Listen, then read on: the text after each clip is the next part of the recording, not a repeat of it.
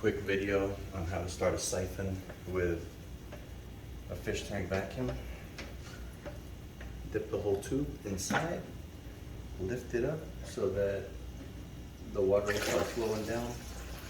Put it back down into the water, and now you've got your siphon going.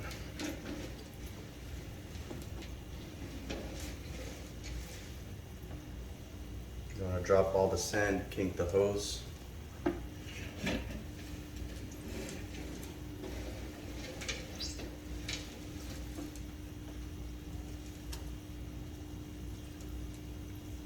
Makes it very, very easy.